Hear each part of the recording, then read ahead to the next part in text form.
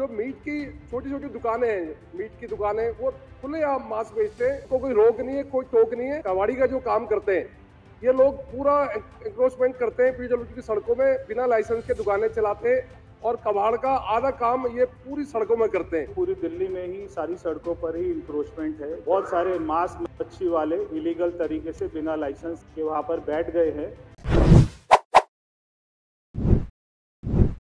माननीय सदस्य ने सवाल पूछा है कि उनकी विधानसभा में कितनी सारे सड़क का विवरण, सारे नालों का विवरण ये हमने लिखित में दे दिया है और इसके साथ में इन्होंने पूछा है कि कितनी सड़कों पर इंक्रोचमेंट है।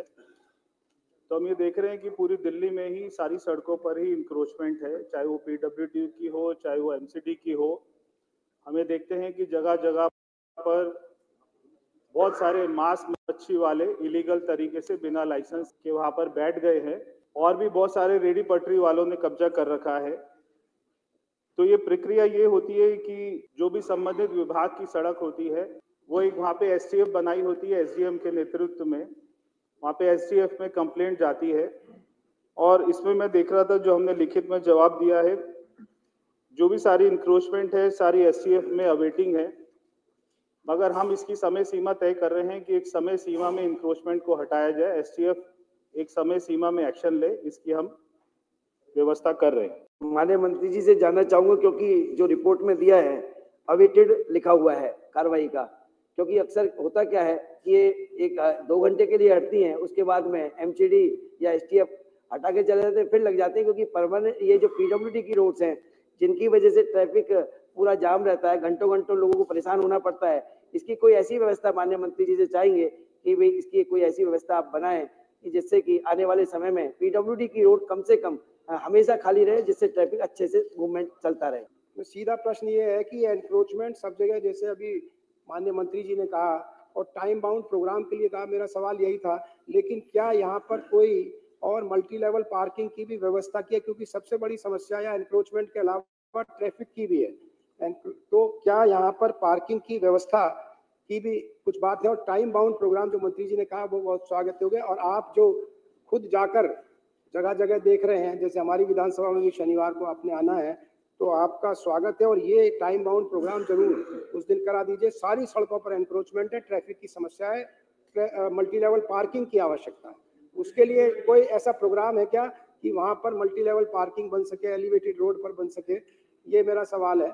और मेरी जो कुलवंत राणा जी, उसके बाद कुलदीप जी। इस तरह जिस प्रकार से वहाँ की पूरी सड़कों पर इंक्रोचमेंट है, ऑल ओवर दिल्ली में पीडब्ल्यूडी की सड़कें दिल्ली की लाइफलाइन है, और ये सत्य है कि एसटीएफ उतने गंभीरता से काम नहीं करता जितनी गंभीरता से काम करना चाहिए। ये भी सत्य है कि पीडब्ल्यूडी के पास ऐसे कोई अधिकार नहीं कि वो स्वयं निर्णय ले सके, इंक्रोचमेंट को हटा सके। तो मैं जानना चाहूंगा आपके माध्यम से, पीडब्ल्यूडी विभाग भविष्य में स्वयं को यदि ऐसा अधिकार स्वयं लेगा या उसको परिवर्तन कराएगा कानून में, जो एमसीडी के पास ये अतिक्रमण हटाने का अधिकार है, अगर स्वयं ये अधिकार नहीं प्राप्त करेगा पीडब्ल्यूडी, तो ये अतिक्रमण से हम सड़कों को नहीं बचा पाएंगे, दिल्ली के सड़कों को ट्रैफिक से मुक्त नहीं करा पाएंगे।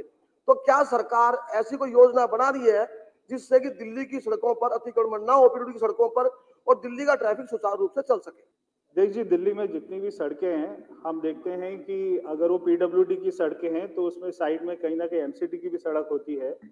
तो इसलिए एसटीएफ की संरचना इसलिए की गई थी कि वहाँ पे डिस्ट्रिक्ट मजिस्ट्रेट भी हो और वहाँ पे एसडीएम भी बैठे, वहाँ पे पुलिस भी बैठे, एमसीडी भी बैठे और वहाँ पे पीडब्ल्यूडी भी बैठे, यानी कि सारे जो हमारे सरकार है, सारे विभाग है, वो बैठकर इस बात का निर्णय करते हैं ताकि अगर कोई रास्ते में इंक्रोचमेंट करते हुए किसी विभाग की कोई वहाँ पे जमीन आ जाती है या उसका कोई क्षेत्र आ जाता है, तो सारे विभाग बैठकर इस बात की चिंता करें। मगर हम व्यवस्था बनाएंगे कि समय सीमा पर इंक्रोचमेंट हटाई जाए, और जब इंक्रोचमेंट हटाई जाएगी उसकी वीडियोग्राफी, फोटोग्राफी होगी और जो भी संबंधित विभाग होंगे उनके अधिकारियों की इसकी जवाबदेही तय होगी।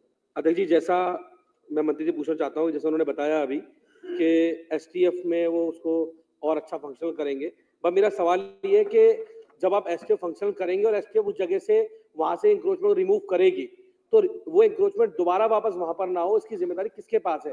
क्या वो एसटीएफ के पास है या किसी और विभाग के पास है? तो वो जिम्मेदारी किसके पास होगी और उसके लिए क्या मैकेनिज्म हम तैयार करने जा रहे हैं, मेरा ये सवाल है। वो जिम्मेदारी किसके पास होगी? वो जिम्मेदारी दिल्ली पुलिस की भी होगी, वो जिम्मेदारी एसडीएम की भी होगी, वो जिम्मेदारी अगर पीडब्ल्यूडी की सड़क है तो उसके एक्सएम की भी होगी, उसके इंजीनियर की होगी, अगर एमसीडी की सड़क है तो उसके इंजीनियर की होगी। मगर अगर वो दोबारा इंक्रोचमेंट वहां पे आती है तो जरूर किसी न किसी अधिकारी के ऊपर में कार्रवाई होगी, क्योंकि सारे जो वहां पे एसटीएफ है वो सारे अधिकारी बैठकर ही उसकी वो अपना तय करते हैं सारा एक्शन प्लान जो होता है।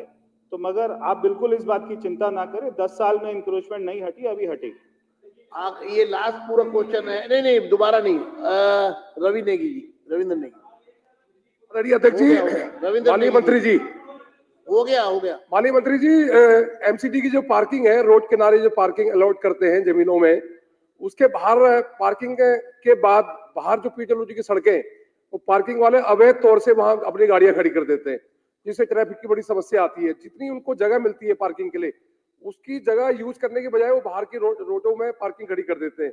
दूसरी एक समस्या है, कबाड़ी का जो काम करते हैं, ये लोग पूरा एंक्रोचमेंट करते हैं पीडब्ल्यूडी की सड़कों में, बिना लाइसेंस के दुकानें चलाते हैं और कबाड़ का आधा काम ये पूरी सड़कों में करते हैं।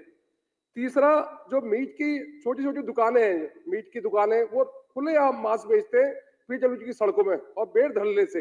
उनको कोई रोक नहीं है, कोई टोक नहीं है, और जिससे यातायात में दिक्कत तो होती है, पर आसपास के जाने वाले लोगों को भी दिक्कत होती है। ये 3 मुद्दे हैं।